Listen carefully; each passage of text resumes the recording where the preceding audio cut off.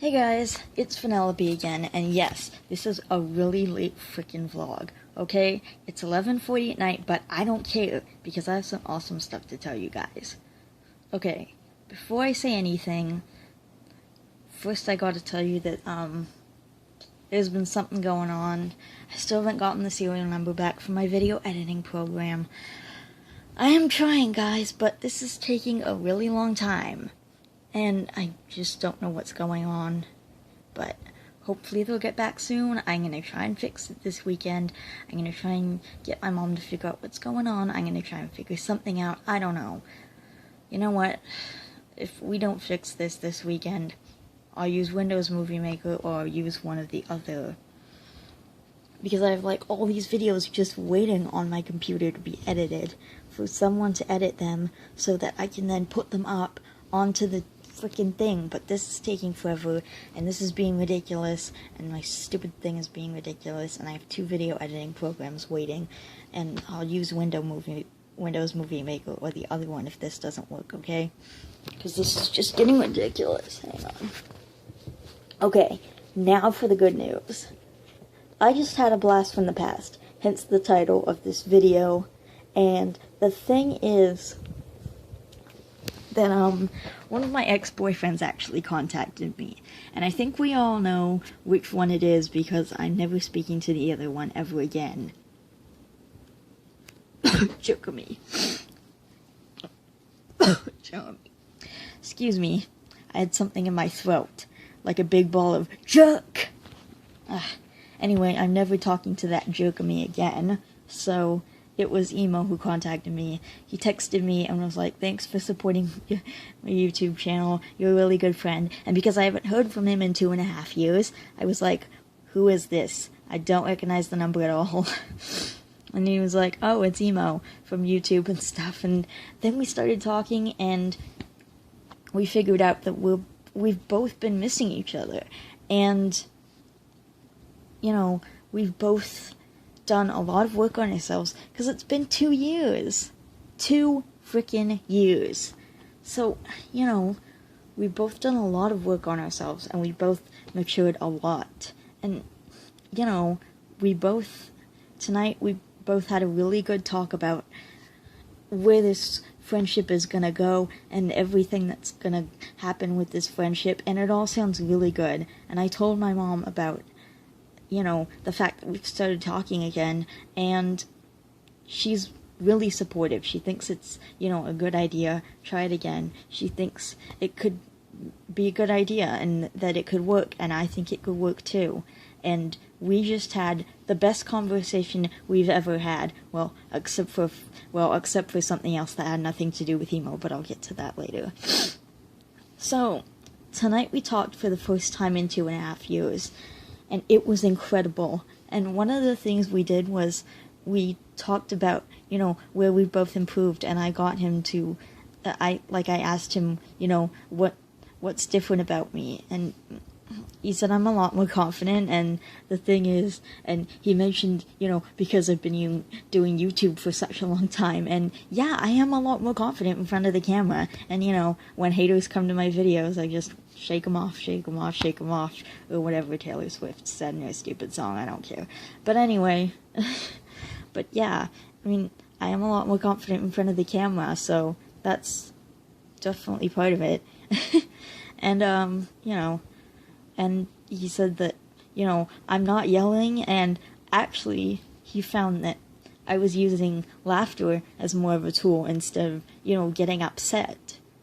Like, whenever I feel myself getting upset, I'll just, like, laugh. And that was so weird, because I hadn't noticed that until he just mentioned it a while ago.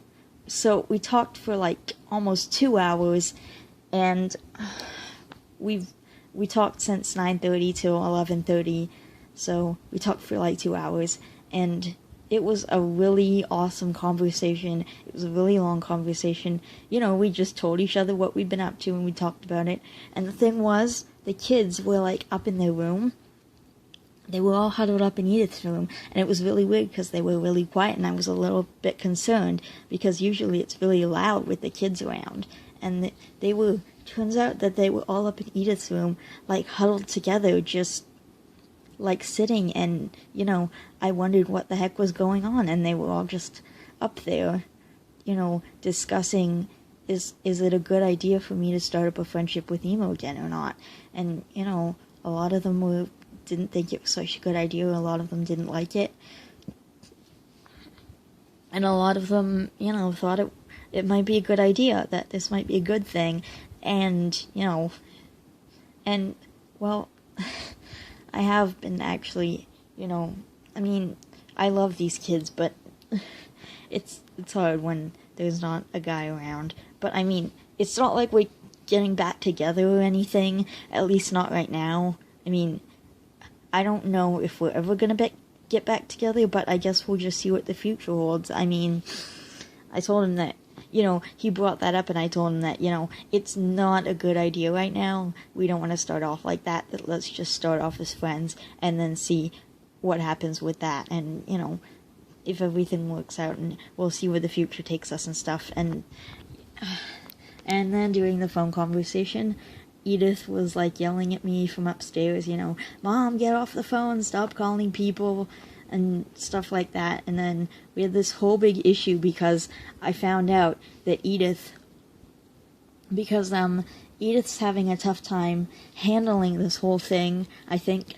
And then I figure out that Edith's talking to some 7th graders. Well, actually, they've been fine the 7th graders were fine up until they told her, you know, how to access the deep web and stuff, and she was asking me about that, and I was like, okay, maybe this isn't such a good idea to let her hang out with the 7th graders, but the friendship started out fine. The thing was, you know, they were just hanging out, and she told me about how they would go to the park and play basketball, and I was like, okay, that's cool. And then I find out that, I found out today that they had been telling her about STDs, and I know she's not in school right now because of the whole teacher strike thing, and so she's not in school at the moment, but she had found out about STDs because one of the 7th graders told her, and I got really upset, and I said, I don't want you hanging around with those 7th graders anymore, because it's ridiculous. And I had to, well, before that, I had to kind of explain to her, me and Emo had to kind of explain to her why things happened the way they did in their relationship, which is kind of hard to explain to, you know, a 7-year-old, but it's, you know, it's tough to figure out how to talk about it properly to like a little kid, because they won't really understand. But anyway, I found out that the 7th graders were telling her all this stuff that wasn't okay, and I found out, and I even asked her, I was like, did they offer you pills? And she said yes, but I said no. And so now I have to figure out where to go from here, and this is one of those situations as a parent where I don't really know what I'm doing. Like, I don't really know where to go from here. I mean, do I turn them into the police? I don't really know what to... It's just a tough situation as a parent. So anyway, eventually it got too much, and Emo and I decided to end the conversation. So, we decided to end the conversation there, and just, like, you know, we're gonna talk about it tomorrow, and he's gonna call me whenever he gets the chance tomorrow, and then we can talk about it and figure out where we're gonna go from here, because I gotta figure out what I'm gonna do about this, because I feel like, you know, it's one of those situations as a parent, well, you know, I can't just leave it if they're out there offering kids drugs and stuff, and I just, But at least she did the right thing and said no, like I've always taught her to. So, anyway, I'm gonna go now. It's getting late and I'm getting tired and stuff. So, I'm out of here, but, if you guys have any ideas,